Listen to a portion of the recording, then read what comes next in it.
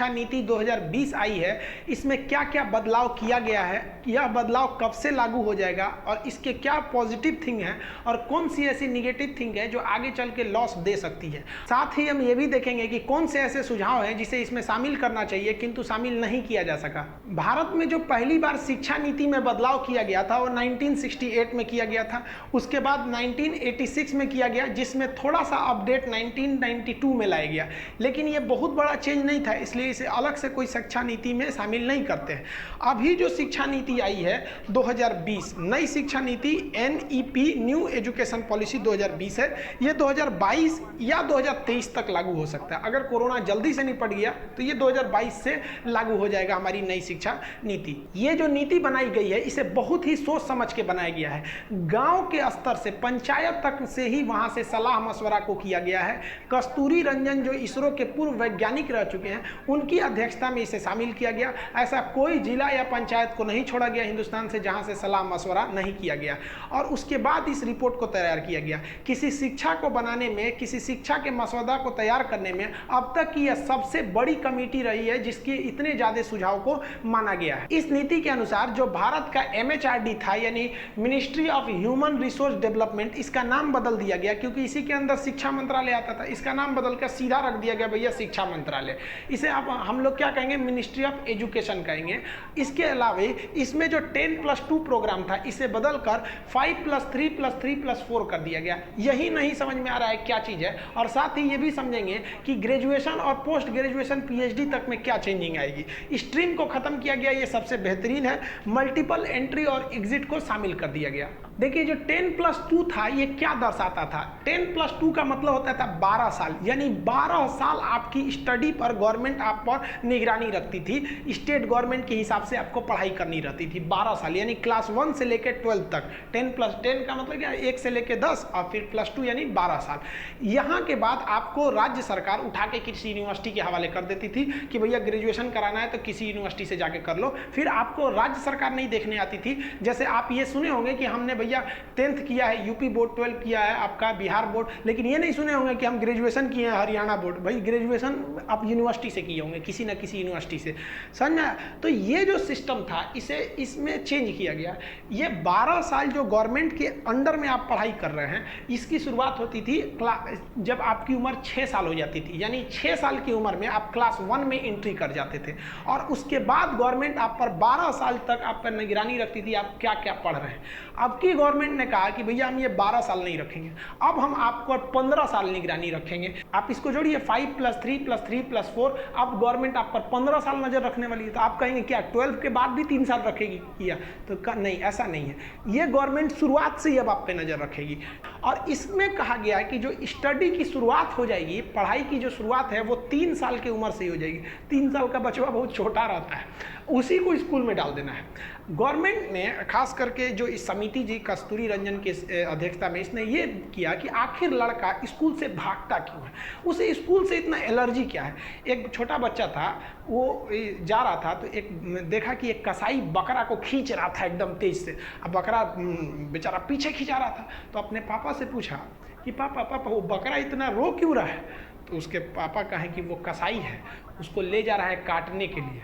तो बच्चा कहा ओहो, हमको लगा कि स्कूल ले जा रहा है। सोचिए, मतलब लड़का को कटाने से ज़्यादा तकलीफ होता था स्कूल जाने में।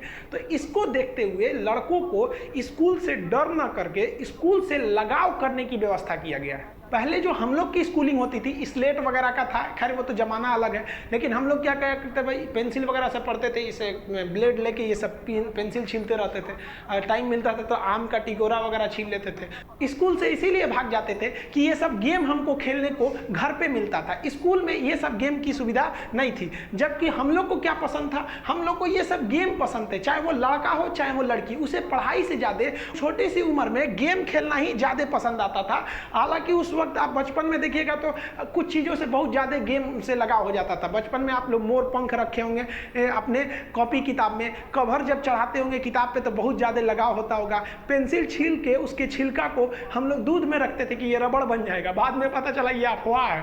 तो लड़कों के इन्हीं हैबिट को देखते हुए गवर्नमेंट क्या कर रही है, कह रही है कि लड़कों को अब 3 साल में ही आप स्कूल में डाल दीजिएगा, और लड़कों का जो 3 साल के बच्चे होंगे ना, ये छोटका छोटका, इस सबका स्कूल इस तरह से होगा। अब वो क्या करेंगे, स्कूल जाएंगे, अपने कपड़े को गंदा करेंगे, खेलेंगे, मिट्टी भरना है, जो काम करना है वो खेलेंगे सब। इनको पेंटिंग सिखाया जाएगा, जो मन वो ड्रेस पहन के आ जाओ भाई, कोई जोर जबरदस्ती नहीं रहता है। इनको खेलने कूदने के लिए हर सुविधा दिया जाएगा, पेंटिंग करना है, जो मन वो करो। शुरुआत के 3 साल तुम्हें पढ़ना नहीं है, जो तुम अपने घर में रहते थे और मोहल्ले के लड़कों के साथ खेलते थे, अब तुम स्कूल में आओ और स्कूल में खेलो। और टीचर्स को भी ट्रेनिंग ऐसे दिया जाएगा, जिस तरह से एक गार्जियन बच्चे को खिलाता है, उस तरह से टीचर उन बच्चों को खिलाएंगे। स्कूल में काफ़ी सारे इंस्ट्रूमेंट्स ऐसे खेलने कूदने के लिए अब रहेंगे हर एक पूरे इंडिया में। पहले आप देखे होंगे कि दिल्ली में इस तरह की काफ़ी ज़्यादा शुरुआत की गई थी। अब ये 5+3+3+4 क्या, इसको समझिए। 5 का मतलब है कि 5 साल का एक प्रोग्राम रहेगा। ये 5 साल आपके एज को नहीं दर्शा रहा है, ये इस एज को दर्शा रहा है कि 5 साल तक आपको स्कूल में रहना है, फिर अगले 3 साल भी, फिर अगले 3 साल, फिर ये, यानी ये जो नंबर है ये दिखा रहा है कि आप स्कूल में कितने साल को बिताएंगे। तो शुरुआत का जो 5 साल रहेगा, इसमें देखिए इस हिसाब से तो आपकी स्कूलिंग 3 साल पे ही स्टार्ट हो जाएगी। अब वो 3 साल की जो स्टार्ट करेंगे, तो ये 3 साल की उम्र में, तो ये जो होगा, ये पहला स्टेज 5 साल का एक प्रोग्राम बनाया जाएगा, जिसे कहा जाएगा फाउंडेशन स्टेज। फाउंडेशन स्टेज में लड़के को हम लोग एंट्री करा देंगे 3 साल के उम्र में ही, और फाउंडेशन स्टेज की पढ़ाई चलेगी अगले 5 साल तक, इसीलिए इसे कहा गया 5। अब ये 5 साल जो होगा, ये 2 भाग में डिवाइड हो जाएगा। शुरुआत का 3 साल प्ले स्कूल, वही लड़का केवल जाएगा स्कूल, खेलेगा, कपड़ा गंदा करेगा, पेंटिंग करेगा, मतलब उसको पढ़ाई से कोई मतलब नहीं, वो केवल स्कूल जाएगा खेलने के लिए खुश होकर। और उसको 3 साल जब खत्म होगा तो उसको क्लास 1 में भेजा जाएगा, यानी अगला जो 2 साल अब वो पढ़ाई में जाएगा, क्लास 1 और क्लास 2 को करेगा। तो 3 साल खेला और फिर क्लास 1 क्लास 2 किया, और उसको पता ही नहीं चलेगा कि हम कब क्लास 1 में गए और कब क्लास 2 में, क्योंकि उससे कोई भी टाइप का एग्जाम नहीं लिया जाएगा। तो इससे उसको स्कूल जाने का डर ही नहीं रहेगा। और टीचर्स को एकदम खास इस बात का ट्रेनिंग दिया जाएगा कि आप लड़कों पर दबाव न डालें, अभी लड़कों को स्कूल से लगाव करिए। तो स्टेज पहला जो था ये 5 साल वाला, वो समझ गए। अब इसके बाद लड़का जाएगा इस स्टेज में, इस स्टेज में जाएगा। तो आप बताइए, वो तो इस 5 वाला जो कैटेगरी था, इसी में वो क्लास 1 और क्लास 2 कर लिया और पास भी हो गया, एग्जाम होगा ही नहीं तो पास तो हो ही जाएगा। यानी इस वाले में आएगा तो वो क्लास किस में पहुंच गया, 3 में। अब इसे कहा जाएगा, ये वाले का जो नाम दिया जाएगा उसे दिया गया है प्रीपरेटरी स्टेज। प्रीपरेटरी स्टेज में आपको 3 साल रहना है। तो 3 साल रहेंगे तो जेन्युइन है कि 3 क्लास आप पास हो जाएंगे। तो कहाँ से अब इसमें स्टार्ट कीजिएगा, 1 और 2 तो वहीं पार हो गए। तब इस स्टेज में आपको 3 साल रहना है, तो कौन कौन से क्लास हो जाएंगे, क्लास 3, क्लास 4, क्लास 5। ये समझ में आ गया आपको, इस स्टेज में रहना है। अब यहाँ पर इस तरह से एजुकेशन को डिजाइन किया जाएगा कि लड़के को कुछ एक्टिविटी भी कराते रहिए और उसे पढ़ाई से अब रूबरू भी कराइए। अब उसे पोएम्स याद करने को दीजिए और भी कई चीज़ों को स्टडी से अब धीरे धीरे उसे जोड़ते रहिए। अब यहाँ पे जो समिति ने कहा, जो मेन बात, कि इसकी जो पढ़ाई होगी वो लैंग्वेज पे जो होगा वो रीजनल लैंग्वेज होगा या नेशनल लैंग्वेज होगा। यानी अगर महाराष्ट्र में है तो मराठी में पढ़ाइए उसको, कब तक, क्लास 5 तक, यानी इस वाले स्टेज में। यानी क्लास 5 तक अगर मान लीजिए पंजाब में है तो पंजाबी में पढ़ाइए, बंगाल में है तो बंगाली में पढ़ाइए, क्योंकि इस उम्र में लड़के की सीखने की जिज्ञासा अपनी भाषा में बहुत ज़्यादा रहती है। लेकिन ये नियम मैंडेटरी नहीं है, जिस स्कूल को मन करेगा कि नहीं तुम्हें इंग्लिश मीडियम में ही पढ़ाना है तो आप पढ़ा सकते हैं, लेकिन स्कूल दबाव नहीं डाल सकते कि नहीं हम इंग्लिशे में पढ़ाएंगे। इससे कुछ फ़ायदे हैं ये कि लड़का जल्दी समझेगा, लॉस ये है कि लड़के का इंग्लिश से थोड़ा दूरी बढ़ने लगेगा। अगर इंग्लिश को हम छोड़ देंगे तो आगे जाके काफ़ी लॉस होगा। अमेरिका में आज भी इंडियन सॉफ्टवेयरों को ज़्यादा वैल्यू दिया जाता है, क्योंकि हमारे यहाँ का छोटा मोटा आदमी भी टूटी मुटी इंग्लिश बोल देता है, जबकि चाइना में कर्नल रैंक का अधिकारी अंग्रेजी नहीं बोल पाता है, क्योंकि उन्होंने यही गलती कर दिया, उन्होंने अपनी ही भाषा में करने लगे। तो इसको देखिए, सरकार ने दोनों रास्ते अपनाए हैं कि जिन्हें इंग्लिश मीडियम में पढ़ना है वो इधर चले जाएं और जिन्हें रीजनल करना है वो रीजनल में आ जाए। तो ऐसा नहीं है कि सरकार ने एक रीजनल चाइना की तरह रास्ते बंद कर दिए, नहीं आपको रीजनल लैंग्वेज में ही पढ़ना है। वहाँ यही हाल होता है। आज भी वर्ल्ड लेवल में हम चाइनीज से केवल एक मामले में आगे हैं, वो ये है कि विदेश में नौकरी लेने की। विदेश में कोई चाइनीजों को नौकरी नहीं देता है, क्योंकि उसे शुरू से अपनी भाषा में चाँव चू पढ़ा है, वहाँ कोई क्या कर रहा है उसको समझे में नहीं आता है। इंडिया वालों को कोई दिक्कत नहीं है, कुछ भी नहीं पढ़ा है फिर भी थोड़ा मोड़ा इंग्लिश समझ जाता है। तो इसी पर लेके थोड़ा सा घमासान है, और ये घमासान क्यों हो रहा है हमको नहीं समझ में आ रहा है। भाई साहब, जब गवर्नमेंट कह ही रही है कि ये ज़रूरी नहीं है, लेकिन हाँ आप इसे रीजनल में उपलब्ध कराएंगे। इस जो स्टेज है, ये स्टेज, इसमें लड़का क्लास 5 तक रहता है और इसी स्टेज में उसको एग्ज़ाम देना है। यानी इसमें क्लास 3 में एग्ज़ाम शुरुआत होंगे, मतलब एग्ज़ाम की शुरुआत अब नर्सरी से नहीं होगी बल्कि क्लास 3 से उसमें एग्ज़ाम देने उसे चालू किया जाएगा और उसे पढ़ाई से अब धीरे धीरे जोड़ दिया जाएगा। अब इसके बाद स्टेज आता है अगले 3 साल का प्रोग्राम। अब जब ये अगला 3 साल का प्रोग्राम रहेगा तो फिर तो लड़का 3 क्लास को पार करेगा। 3 साल एक क्लास में नहीं बैठल रहेगा, तो कोई ना हर साल क्लास क्रॉस करेगा। तो ये जो उसका ये सेकेंड स्टेज था, इसी में लड़का 5 तक कर लिया है। तो इस स्टेज में एंट्री कहाँ से मारेगा? क्लास 6 से मारेगा। तो इसे नाम दिया जाएगा हम मिडिल स्टेज। ये भी 3 साल का है। एंट्री कहाँ से मारा? 6, 7, 8, यानी यहाँ तक में इस स्टेज में लड़का क्या करेगा? इस 3 साल में वो क्लास 6, 7, 8 को पास करेगा। एग्जाम तो चालू हो गए हैं क्लास 3 से ही। इसमें क्या दिया गया? ये काफ़ी चेंजिंग किया गया है। लड़के को कंप्यूटर नॉलेज दिया जाएगा, कोडिंग सिखाया जाएगा। कोडिंग मतलब होता है सॉफ्टवेयर वगैरह कैसे बनाना है, मतलब एकदम अब क्लास 6 से सॉफ्टवेयर नहीं बनाने लगेगा, लेकिन उसे कंप्यूटर का नॉलेज अब दिया जाने लगेगा। और इसके लिए माइक्रोसॉफ्ट ने कई प्रोग्राम भी बनाए हैं जो फॉरेन स्कूल्स में चलाए जाते हैं। साथ ही यहाँ वोकेशनल कोर्स चलाए जाएंगे। वोकेशनल कोर्स एक तरह का टेक्निकल कोर्स होता है। जैसे कोई लड़का इस स्टेज में आ गया, इस वाले 3 ईयर वाले प्रोग्राम में, यानी वो या तो 6 में होगा या तो 7 में या तो 8 में होगा। अब वो लड़का को मन है कि वो सीखना चाहता है कि चौकी, पलंग, बेंच वगैरह कैसे बनाया जाता है, कारपेंटर का काम सीखना चाहता है, तो नो डाउट वो वोकेशनल कोर्स के थ्रू सीख सकता है। अगर कोई लड़की है, उसे शौक है कि खाना बनाने के लिए सीखना है, अगर उसे शौक है कि सिलाई कैसे करना है, तो वो भी सीख सकते हैं, उसमें भी उसको मार्क्स मिलेंगे। तो ये काफ़ी बढ़िया है। किसी को मछली पालन सीखना है, किसी को बढ़ई का काम सीखना है, मतलब जो काम सीखना चाहे आप सीख सकते हैं। किसी लड़के को शौक है, जैसे हम क्लास 4 में थे तो नम्रता मैडम थी, नम्रता ग्रेस परमार, तो उन्होंने हमको फर्स्ट एड सिखाया था कि कैसे पट्टी बांधा जाता है, कैसे क्या किया जाता है। तो हम छोटे थे तो दादाजी को कुछ हुआ भी नहीं रहता था तो उनको ले आके एक पट्टी बांध देते, देखिए हमको पट्टी बांधना सिखाया गया।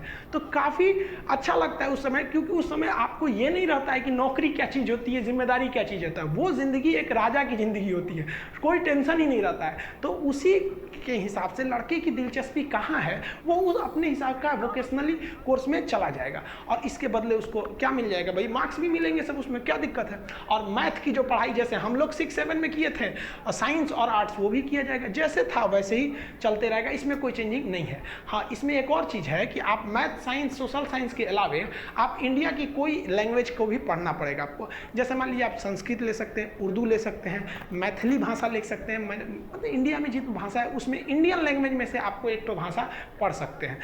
यहाँ तो आप ये वाला भी स्टेज अब समझ गए। अब आप जा रहे हैं इसके अगले स्टेज में, यानी ये वाले में।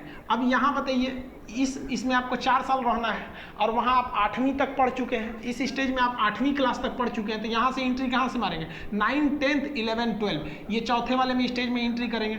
इसको समझते हैं। अब ये वाला हो गया स्टेज, इसे कहा जाएगा सेकेंडरी स्टेज। सेकेंडरी स्टेज में आपको 4 साल रहना है और 4 क्लास आप पार करेंगे। स्टार्ट कहाँ से करेंगे? 9th से लेकर 12th तक। इसमें एक बड़ी चीज़ क्या कर दिया गया है कि आपको एग्ज़ाम अब साल के लास्ट में नहीं देना पड़ेगा। अब आपको जो एग्ज़ाम देना पड़ेगा वो सेमेस्टर वाइज हर 6-6 महीने पे आपको एग्ज़ाम देने पड़ेंगे। ऐसे देखेंगे तो 4 क्लास पार करने में 4 एग्ज़ाम देना है, लेकिन अब इसी 4 क्लास को पार करने में 8 एग्ज़ाम देने हैं। इससे फ़ायदा क्या होगा कि लड़कों में एक एग्ज़ाम के प्रति डर रहेगा और वो जल्दी पढ़ाई करेंगे। वरना अमूमन यही देखा जाता था कि फाइनल एग्ज़ाम फरवरी मार्च में होते थे तो लड़का जनवरी से पढ़ना चालू करता था, प्रेशर उसको उस वक्त आता था। अभी 6-6 महीने से एक थोड़ा सा फायदा यही रह जाएगा लड़कों में। और इसमें जो बात है कि उसको स्ट्रीम नहीं चुनना पड़ेगा। जैसे आप 10th पास करते थे तो आपसे पूछा जाता था 11th में जाएंगे इंटर में तो आप साइंस से पढ़ेंगे कि कॉमर्स से कि आर्ट्स से। अब वो सिस्टम खत्म कर दिया जाएगा। अब क्या किया गया? स्ट्रीम हटाकर मल्टीपल सब्जेक्ट। जैसे मान लिया कि कोई लड़का गया, उसने 9th पास किया 10th में, या 10th पास करके इंटर में गया, तो उसको क्या करना है? सब्जेक्ट लेना है। अब मान लीजिए उसका मैथ अच्छा है तो मैथ ले लिया, साथ ही उसकी दिलचस्पी बायोलॉजी में है तो बायोलॉजी ले लेगा, और इसके अलावा उसको भूगोल पढ़ने में बहुत शौक है तो ज्योग्राफी भी ले लिया। अब कोई मतलब नहीं, कोई लड़का आया तो बायोलॉजी ले लिया, इतिहास ले लिया, फिर उसको कॉमर्स में भी मतलब है तो अकाउंटिंग ले लिया, यानी कॉमर्स से अकाउंट ले लीजिए, साइंस से आप बायोलॉजी केमिस्ट्री ले लीजिए, उधर मैथ ले लीजिए, मन करे तो हिंदी ले लीजिए। अब ये नहीं है कि आप किस स्ट्रीम के हैं तो क्या पढ़ रहे हैं, ये बहुत बेहतरीन किया गया है। हम लोग के वक्त में ये नहीं था। हालांकि हम जो पढ़ाई किए हैं 10th तक तो CBSE बोर्ड से किए, उसके बाद से 12th साइंस से कर दिए, फिर BSc इंग्लिश ग्रेजुएशन कर लिए, इंग्लिश मीडियम ही होता है, BSc physics chemistry math honours था। उसके बाद PG में हम ज्योग्राफी ले लिए, PhD में हम इन्वायरमेंटल साइंस, तो हम तो खुद ही खिचड़ी ही लेके पढ़े थे। हम कहीं जाते थे, लोग कहते थे कि अजीब नज़र से हमको देखते थे, ये कैसे पढ़ाई की हो, खिलवाड़ की हो क्या? हम कहे भाई साहब खिलवाड़ नहीं किए, पूरी दुनिया ऐसे ही पढ़ती है। और पढ़ाते वक्त में भी आप देखिए, हम BSc किए हैं, ज्योग्राफी पढ़ाते हैं, नक्शा पढ़ाते हैं, तो पटना में लोग कहते थे कैसे पढ़ा सकते हैं, वो BSc किए हैं, साइंस के स्टूडेंट कभी भूगोल पढ़ा सकता है? अरे भाई अब नींद से जगे, अब समझ में आ रहा है ना, अब कोई भी पढ़ा सकता है। तो हम लोग तो भाई बहुत पहले से कर लिए, वो लग बाई चांस था। लेकिन अब आप सब लोग को ये सौभाग्य मिलेगा कि आपकी जो दिलचस्पी है वो लीजिए। होता क्या था, कभी लड़कों को साइंस बहुत अच्छा था, बायोलॉजी अच्छा था, केमिस्ट्री अच्छा था, लेकिन उसको मन था कि नहीं हम पॉलिटी भी पढ़ें, लेकिन वो क्या कर सकता, नहीं पढ़ सकता। अब वो पढ़ लेगा, अब उसके लिए कोई दिक्कत की बात नहीं है। और सब्जेक्ट जो चॉइस करना था, वो पहले आपको क्या था कि मैट्रिक तक आप सबका एक ही सब्जेक्ट रहता था, सबको मैथ पढ़ना है, सबको साइंस पढ़ना है, सबको जो मतलब एक कॉमन सब्जेक्ट रहता था। 12th में जाके चेंज होता था। अभी वो चीज़ क्या हो जाएगी, इसी सेकेंडरी स्टेज यानी 9th से ही आपको जा सकते हैं। और अब तो आपको स्ट्रीम के रहे ही नहीं कि साइंस के हैं कि कॉमर्स है, मन करे तो कहीं से ले लीजिए, 2 सब्जेक्ट कॉमर्स से ले लीजिए, एक तो यहाँ से एक तो यहाँ से, मतलब एकदम खिचड़ी बफर सिस्टम बना दिया है। यहाँ से जाइए ऐसे ऐसे ले लीजिए, जो मन वो जो आपको अच्छा लगे। और इस स्टेज में जो लड़कों की जो पढ़ाई का लेवल रहेगा वो क्रिटिकल थिंकिंग रहेगी, यानी लड़कों में ये रटंत विद्या नहीं रहेगी कि गांधी जी ने कांग्रेस अधिवेशन किया, बेलगाम अधिवेशन किया, गांधी जी ने भारत छोड़ो आंदोलन किया, दुनिया ये सब नहीं रहेगा। आपको इस तरह से डिसाइड किया जाएगा, इस तरह से पढ़ाया जाएगा कि आप में थिंक डेवलप हो कि अगर गांधी जी नरम दल ना होकर गरम दल वाले रहते तो क्या होता, अगर गांधी जी जैसा कोई मतलब आंदोलनकारी नहीं आया रहता तो क्या हो सकता था। इस तरह से आपको थिंक बिल्ड की जाएगी। अब ये डिपेंड करेगा कि NCERT किस तरह से इसके सिलेबस को डिसाइड करती है, इस पर गवर्नमेंट आगे एक्शन लेती रहेगी। और इसमें एक और चीज़ क्या खासियत बना दिया गया है कि इसमें जो फॉरेन लैंग्वेज भी आप पढ़ सकते हैं। आपका मन है आप जर्मन पढ़िए, चाइनीज़ पढ़िए, रशियन पढ़िए, जो मन आप इसमें एक फॉरेन लैंग्वेज भी पढ़ सकते हैं। इंडिया चाइना के विवाद को देखते हुए इंडिया गवर्नमेंट ने डिसीजन लिया है कि नई शिक्षा पॉलिसी में हम जो फॉरेन लैंग्वेज है उसमें जो चीन की मंडारिन भाषा है उसको शामिल नहीं करेंगे। हालांकि हमारे हिसाब से ये डिसीजन उतना अच्छा नहीं है, क्योंकि अगर हमारे यहाँ के स्टूडेंट चाइनीज भाषा को पढ़ते तो वो चाइना की चीज़ों को अच्छे से समझ सकते थे, वहाँ जाके इन्वेस्टमेंट कर सकते थे, वहाँ की नीतियों को समझने में उन्हें आसानी होती और हमारा ही वहाँ से व्यापार बढ़ता। तो ये हम लोग ने जो इस टेंशन के वजह से ये जो डिसीजन लिया, हमारे ख्याल से ये डिसीजन उतना अच्छा नहीं है। विवाद के बावजूद हमें उनका भाषा पढ़ना चाहिए, वो भी चाइनीज लोग हैं वो जो हमारे इंडियन भाषा को पढ़ते हैं। बट हमको ऐसा लगता है कि कुछ समय बाद जब ये टेंशन जो इंडिया चाइना का खत्म होगा तो गवर्नमेंट फिर इसमें थोड़ा सा रिवाइज करते हुए चाइनीज भाषा को अलाउ कर देगी। आगे आप क्या सोचते हैं इसको कमेंट करके बताइएगा कि ये गवर्नमेंट का डिसीजन सही है या इसको दोबारा सोचना चाहिए। तो हर स्टेज के कुछ अपने विशेषता है, जैसे इसमें आपको फॉरेन लैंग्वेज पढ़ सकते हैं। इसके ऊपर वाला जो 3 साल वाला स्टेज था उसमें आप एक इंडियन लैंग्वेज को पढ़ सकते हैं। इससे पहले वाला जो स्टेज था उसमें अगर आप ध्यान देंगे तो इससे पहले वाला स्टेज में जो ये वाला 3 वाला था, इसमें आपको क्या था, एग्जाम स्टार्ट हुई थी। और जो शुरुआती 5 वाला स्टेज था उसमें तो भाई टेंशन है नहीं, कोई मतलब नहीं, स्कूल में जाके खेलो बढ़िया से। अब क्या होगा, जो छोटका लड़का आएगा सब अब जल्दी जल्दी उठेगा, सब अब भागेगा सब कि स्कूल जाना है हमको। पहले डरता था सब, अब स्कूल जाएगा सब क्योंकि उसको प्ले स्कूल ले जाना है। तो इस 5 वाले में क्या है कि आपका एग्जाम नहीं होगा, इस 3 वाले में आपकी एग्जाम स्टार्ट होगी। इस 3 और ये वाला 3 वाले की एक और विशेषता है कि आपकी पढ़ाई आपके रीजनल लैंग्वेज में होगी, मन है तो इंग्लिश मीडियम में भी पढ़िए। इसमें क्या हो जाएगा कि भाई आपको एक इंडियन लैंग्वेज पढ़ना है, और इस वाले में आपको क्या हो जाएगा कि आपका मन है तो आप एक फॉरेन लैंग्वेज भी पढ़ सकते हैं। तो ये जो चेंजिंग किया गया, आप ये समझ गए ना, 5 + 3 + 3 + 4, यानी ये वाले भी जो पैटर्न जो अभी बना है वो जहाँ जाके कहाँ खत्म हो रहा है, 12th क्लास पे भी खत्म हो रहा है। लेकिन ये स्टार्ट पहले से ही हो जा रहा है 3 साल से, और ये पुराना वाला भी 12th पे जाके खत्म हो रहा था, लेकिन ये स्टार्ट हो रहा था 6 साल से। अब लड़कों के दिमाग में, आप लोग के मन में आ रहा होगा कि ग्रेजुएशन और PG वगैरह वाले में क्या होगा। ग्रेजुएशन को समझिए ध्यान से, ग्रेजुएशन जो है अब कर दिया गया है 4 साल का।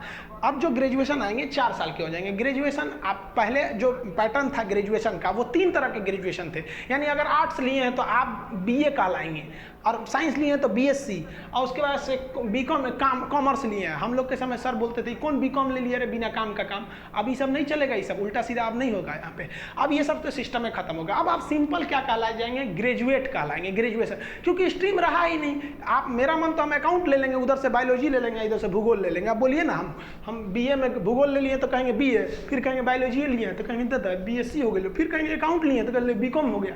तो अब ये सब का तो झमेले खत्म हो गया यहाँ पे। अब आप सीधे क्या कहलाएंगे, ग्रेजुएट कहलाएंगे। अब ये 4 साल का कर दिया गया और बहुत बेहतरीन किया है। देखिए ध्यान से इसको बारीकी से समझिए। अगर आप फर्स्ट ईयर पास कर गए, पहला साल, तो आपको जो सर्टिफिकेट मिलेगा उस पर लिखा रहेगा ग्रेजुएट सर्टिफिकेट। अब ग्रेजुएशन का सर्टिफिकेट, और उसके बाद आप अगर सेकेंड ईयर भी पढ़ लिए तो फिर आपको एक सर्टिफिकेट मिलेगा, उसमें लिखा रहेगा ग्रेजुएट डिप्लोमा।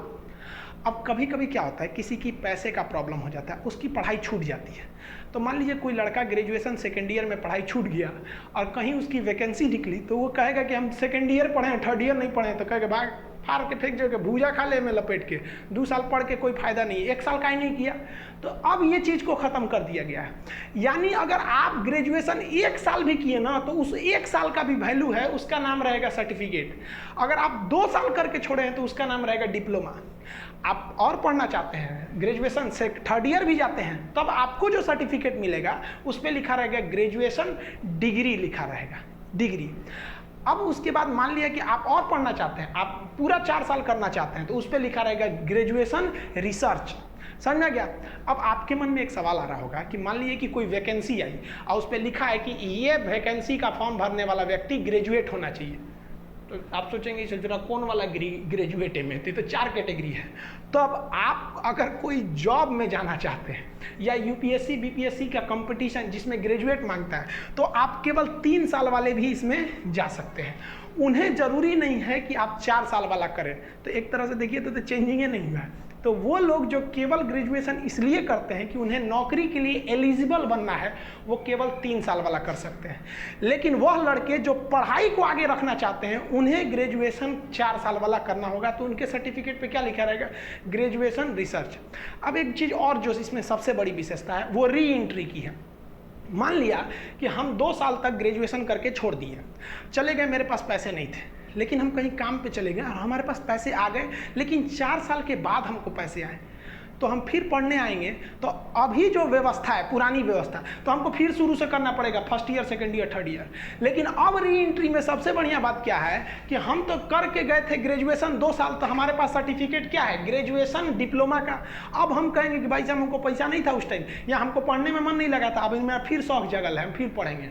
तो अब की जो पढ़ाई होगी हमारी थर्ड ईयर से शुरू होगी और हमको सर्टिफिकेट तो ये 2 तो मिल ही चुका है और फिर यहाँ से मिलेगा। मतलब आप अगर पढ़ाई को कहीं ड्रॉप कर दिए हैं और अगर 10 साल बाद भी आते हैं ना, तो जहां से ड्रॉप किए हैं वहीं से पढ़ना पड़ेगा, ये फायदा। और एक और फायदा कि आप जितना पढ़ाई किए हैं उतने का वैल्यू मिलेगा।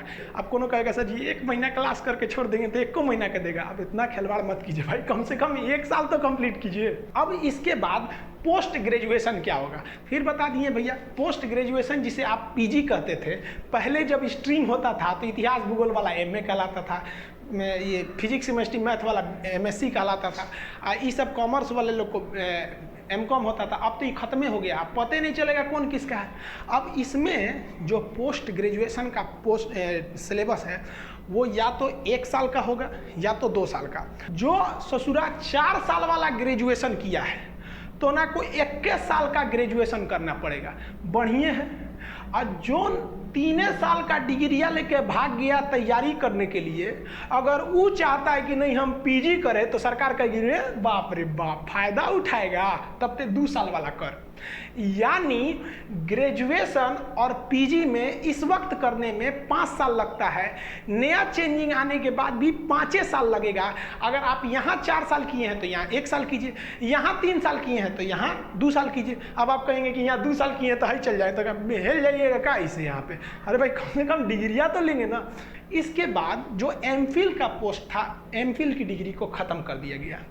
पीएचडी है जो डॉक्टर ऑफ फिलॉसफी, पीएचडी अब 4 साल का होगा, इसमें कुछ खास चेंजिंग नहीं किया गया है। अब इसके सिलेबस कैसे कैसे होंगे ये गवर्नमेंट आगे जो बताएगी तो हम बता देंगे कि किस तरह से सिलेबस क्या होगा, इसमें सर्टिफिकेट, डिग्री, डिप्लोमा में मतलब क्या क्या पढ़ाया जाएगा उसको तो आगे का चीज़ है। अभी गवर्नमेंट इसमें बहुत कुछ नहीं बताई है, केवल अपना फॉर्मेट दिया है जिसको हम आपको समझा दिए। ये नियम लागू होने वाले हैं 2022 से, अभी किसी को कोई टेंशन लेने वाला नहीं है क्योंकि अभी कोरोना है, फिर अभी गवर्नमेंट को भी इसको तैयार करने में काफ़ी टाइम लगते हैं। ऐसा थोड़ी है पापड़ तल रहे हैं, दाएँ दे हो गया यहाँ पर।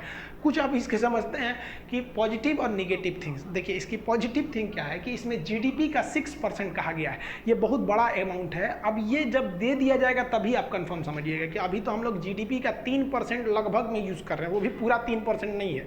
तो 3% की जगह आप ऐसा सोचिए ना कि जितना हमारा बजट है उसका डबल शिक्षा पर बजट आएगा, तो काफ़ी बेहतरीन हो जाएगा ये चीज़, तो ये बहुत अच्छा है। दूसरा इसमें सबसे बेहतर क्या किया गया है कि स्कूल की जो फीस रखते थे ना प्राइवेट वाले, पता ही नहीं चलता था। जो कोनो स्कूल वाला ऐसा भी थे साहब कि उन सब का सालाना फीस था 3 लाख 4 लाख, ऐसा स्कूल थे सब। तो गवर्नमेंट कह दिया कि भाई साहब देखिए हम स्कूलों की जो प्राइवेट स्कूल है उनकी कैटेगरी बना देंगे कि इस कैटेगरी का स्कूल है और मैक्सिमम इतना ही फीस रख सकता है, अब उससे कम हो सकता है, ज़्यादा नहीं। जैसे आप किसी चीज़ की एमआरपी ले आने जाते होंगे, किसी चीज़ को सामान खरीदते उसमें एक एमआरपी लिखा रहता है, मैक्सिमम रिटेल प्राइस, उससे कम ही मिलता है, उससे ज़्यादा नहीं मिलेगा। ज़्यादा मिलेगा तो जहाँ पे केस हो जाएगा। तो स्कूल की जो मनमानी फीस चलती थी, अब गवर्नमेंट क्या है कि उसको फिक्स कर देगा। अब क्या होगा कि गवर्नमेंट को वोट मांगने जाना है, इसलिए गवर्नमेंट जो वोट मांगने जाएगी तो ज़्यादा फीस यहाँ से अलाउ नहीं करेगी। नहीं तो प्राइवेट स्कूल वाला कहेंगे सर तब ना कि हम क्या करें, गवर्नमेंट नहीं बोला है कि इतना फीस लेना है। अभी तो प्राइवेट वाला कहते हैं कि भाई पढ़ाना है तो पढ़ाइए, नहीं तो मत पढ़ाइए। तो अब गवर्नमेंट फिक्स कर देगी कि भैया आप कितने भी बड़े स्कूल वाले हैं, एक फिक्स, अब ये कितना करेगी अभी बताई नहीं है।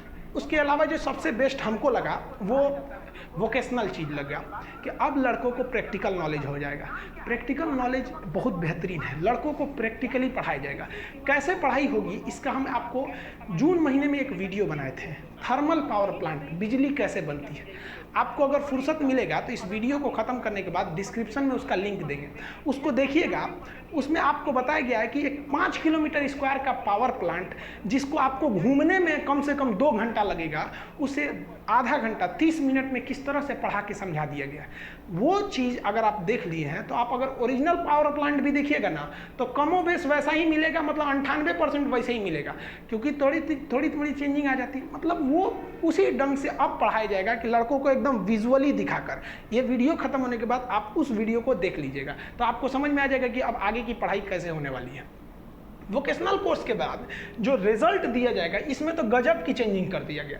अब आपका रिजल्ट केवल इस बात पर डिपेंड नहीं करेगा कि आपके मार्क्स कितने आए हैं, कितना नंबर आप लाए हैं, इसके अलावे डिपेंड करेगा आप अपने आप को कितना नंबर देते हैं। यानी आपके सामने पूछा जाएगा कि आपके अंदर कॉन्फिडेंस कितना है, आप टाइम टेबल को कितना फॉलो कर लेते हैं, आपको कोई काम दिया जाता है आप उसको कितनी जिम्मेदारी से लेते हैं। यानी आपको सेल्फ असिस्टमेंट करना पड़ेगा। ऐसा क्यों किया गया है? क्योंकि ऐसा देखा गया कि जब लड़के की पढ़ाई ख़त्म हो जाती है, ग्रेजुएशन या कुछ भी हो जाता है, नौकरी भी हो जाती है, तो उसके बाद उसको रिजल्ट देने वाला कौन होता है, कौन उसको असेसमेंट करता है? वो खुद से करता है कि मेरे लिए ये सही है या गलत। तो हम वो डिसीजन वहाँ लेना शुरुआत करते हैं। तो अभी से ये शिक्षा नीति से क्या होगा, हम खुद से डिसीजन लेना चालू करेंगे, तो बचपन से ही आदत हो जाएगा हमें अपने आप को संभाल के रखना।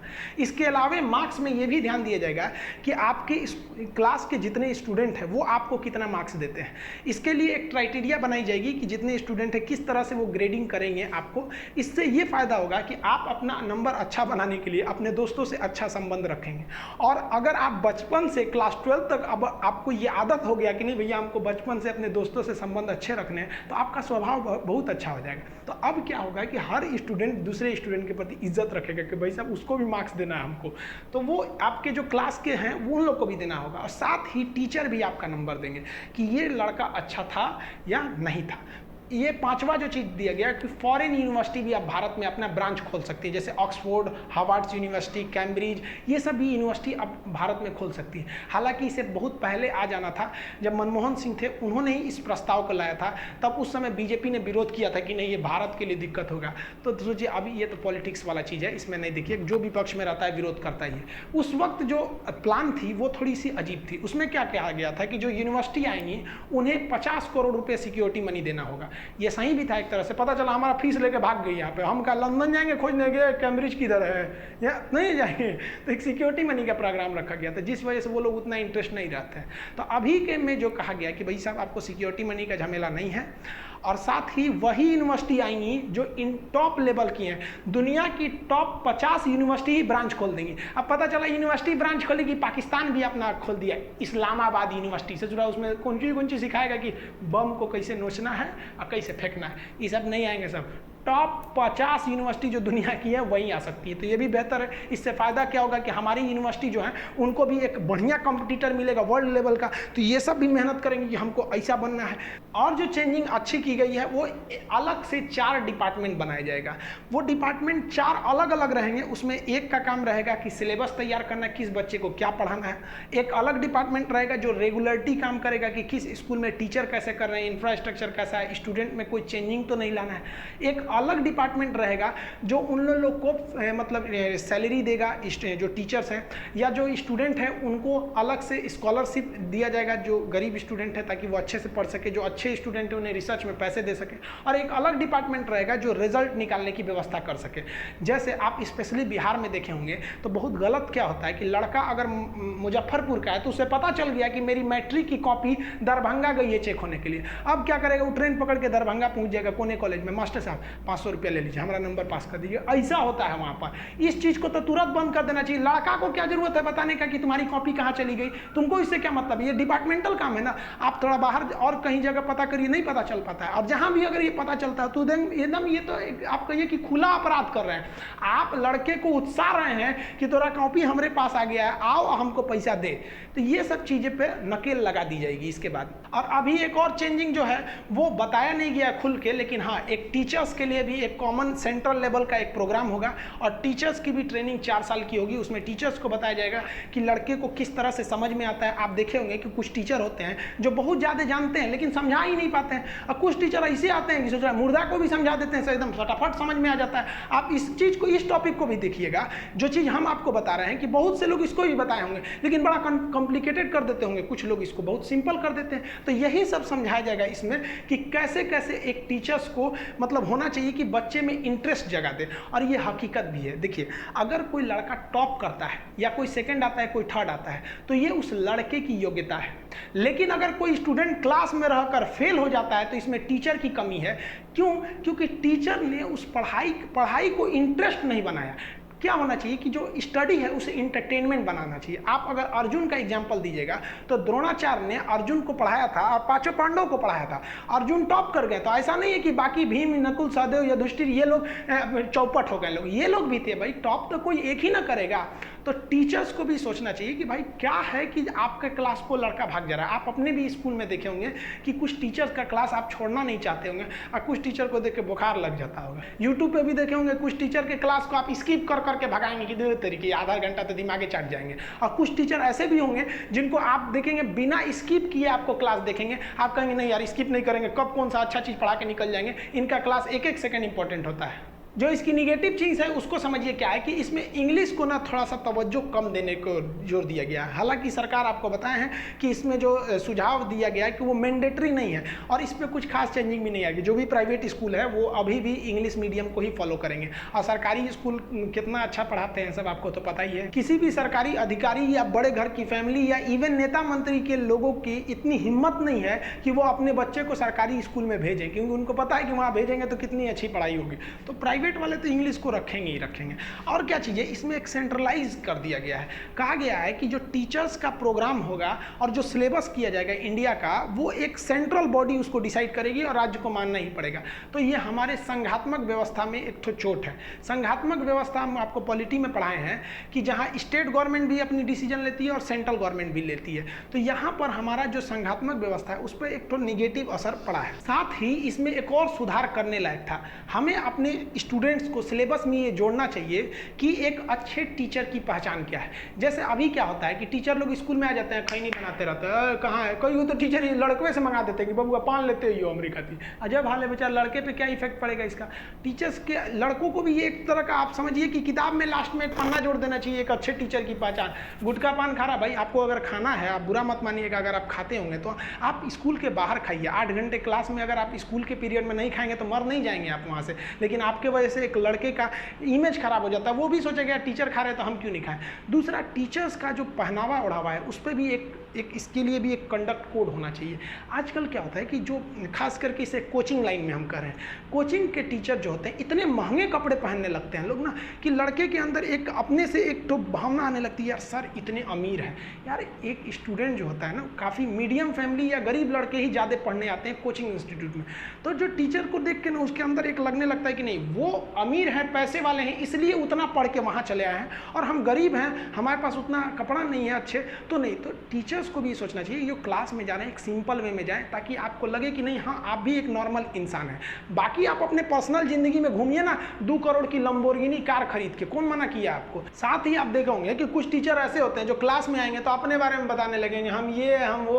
अरे भाई साहब, आप अपने ज़्यादा अपने बारे में क्या जरूरत है हाँकने का। नॉर्मल चीज़ें बताइए ताकि लड़कों को थोड़ा बहुत इंटरटेन भी होते रहे। और अगर आप बहुत पढ़ने में अच्छे भी थे या बहुत अमीर घर के भी थे तो लड़कों के सामने इस तरह से बोलिए कि देखो भाई हम भी बहुत कमज़ोर थे पढ़ने में, हम भी नॉर्मल फैमिली से आते थे, हम भी मेहनत किए, हम भी आगे आ सकते, तुम भी आ जाओगे। तो वहाँ क्या होता है, फेंकने लगते हैं लोग, हम ये थे हम वो थे। इस पर भी थोड़ा गवर्नमेंट को रोक लगाना चाहिए। और गवर्नमेंट क्या रोक लगाएगी, लड़कों को दे दो कि भैया ये चीज़ें अगर टीचर कर रहा है तो फालतू है। साथ ही टीचर्स को एक चीज़ और देखे होंगे कि एक टीचर दूसरे टीचर की बड़ी बुराई करता है, अरे वो फालतू पढ़ाता है, ये पढ़ाता है। अरे भाई आप कौन होते हैं बताने वाले, आप इस चीज़ के टीचर हैं कि कौन अच्छा पढ़ा रहा है कौन खराब पढ़ा है। लड़का बेवकूफ़ नहीं है, आज के वक्त में वो सब देख लेता है, और भला करे भगवान यूट्यूब का। तो आज जो टीचर के बारे में लड़का पहले क्या था कि एडमिशन लेने के बाद जानता था कि ये टीचर कैसा है कैसा पढ़ाएगा, अब यूट्यूब पे ही देख लेता है कि कैसा पढ़ाएंगे। तो सरकार को क्या करना चाहिए, किताबों के पीछे कुछ ऐसे लिस्ट दे देने चाहिए कि अगर ये चीज़ें आपके टीचर में हैं तो समझिए कि आपके टीचर अच्छे नहीं हैं, ये डी ग्रेड के चले जाएंगे। इससे क्या होगा कि वो टीचर को भी समझ में आएगा भाई साहब हर किताब के पीछे लिखा हुआ है कि गुटखा खाने वाला टीचर फालतू होता है। अब वो क्या होगा, उनको मन भी रहेगा ना तो गेट के बाहर खाएंगे, थूक थाक कहेंगे हमको डी ग्रेड का घोषित कर देगा। इससे क्या होता है कि टीचर्स के ऊपर एक मनोवैज्ञानिक एक सामाजिक प्रेशर पड़ेगा और वो लड़कों के प्रति एक अच्छा व्यवहार करेंगे। वो जमाना गया जब द्रोणाचार्य और अर्जुन का रिलेशन। आज के वक्त में एक अच्छा टीचर वही है जो लड़के को एकदम फ्रेंडली व्यवहार करके पढ़ा सके। वरना अगर लड़के के अंदर ये भावना आ जाएगी कि ये मेरे टीचर हैं तो वो खुल के सवाल ही नहीं पूछ पाएगा। स्टूडेंट का लेवल नीचे होता है और टीचर का लेवल ऊपर होता है। अगर वो अपने लेवल से पढ़ा देगा तो इसको समझ में नहीं आएगा। तो करना क्या चाहिए कि टीचर्स को अपने लेवल को थोड़ा सा नीचे लाना चाहिए और स्टूडेंट को क्या करना चाहिए कि घर से पढ़ाई करके थोड़ा सा मेहनत करके अपने लेवल को थोड़ा ऊपर करना चाहिए। तब ये मैच होगा, तब कोई दिक्कत नहीं आएगी। लेकिन अभी क्या है कि टीचर जो है अब और ऊपर लेवल से पढ़ा रहा है, लड़का घर में पबजी खेल रहा है, उसको और कोई फुर्सत नहीं है। तो दोनों की जिम्मेदारी बनती है, तभी हम इस देश को ले जाएंगे आगे। शिक्षा का मतलब क्या होता है कि आपको एक अच्छा इंसान बनाना। कुछ लोग कहते हैं कि जो मैथ में इंटीग्रेशन समेशन पढ़े थे, इतिहास में जो पलासी का युद्ध, सिकंदर का आक्रमण, ये सब पढ़े थे, भूगोल में पढ़े थे, उस सब का अभी जरूरत क्या पड़ता है, हमको पढ़ाया क्यों? तो भाई साहब देखिए, पढ़ाई का अर्थ होता है कि आपके दिमाग को विकसित करना। जो व्यक्ति ये मैथ में पढ़ा होगा ना, इंटीग्रेशन समेशन, और ये जो अच्छे पढ़े लिखे लोग होते हैं वो कभी भी चाय की दुकान पर छोटे मोटे बहस में भाग नहीं लेते हैं। अगर आप उनको बहस में घेरिएगा ना तो कहेंगे अच्छा भैया ठीक है फिर मिलेंगे। और वही जो ये सब नहीं पढ़ा रहता है वो कहेगा, उल्टा सीधा बहस में फंस जाता है। तो पढ़ाई का उद्देश्य क्या होता है? सर्वांगीण विकास करना, आपके दिमाग का विकास करना। वरना आईएएस की पढ़ाई में जितना इतिहास भूगोल पढ़ाया जाता है उन लोग को, ड्यूटी लाने के बाद डीएम की कुर्सी पर बैठ के इस सब का कोई काम नहीं है। काम क्या है कि पढ़ाई के वक्त में जो अपने दिमाग को उसने विकसित किया, उस विकसित दिमाग का उपयोग वो नौकरी के बाद कैसे समाज की सेवा में करेगा, ये उद्देश्य होता है। और कहीं ना कहीं ये शिक्षा नीति का भी यही उद्देश्य था। हमारे हिसाब से अगर आप इसको रैंकिंग नंबर दीजिएगा तो 100% में ये 95% ये शिक्षा नीति फिट बैठती है। और दुनिया की तो कोई ऐसी चीज़ ही नहीं है जो 100% फिट बैठ जाए। किसी भी चीज़ में सुधार की गुंजाइश रहती है। आई होप हम आपको अच्छे से समझा पाए होंगे। मिलेंगे नेक्स्ट वीडियो में, तब तक के लिए जय हिंद।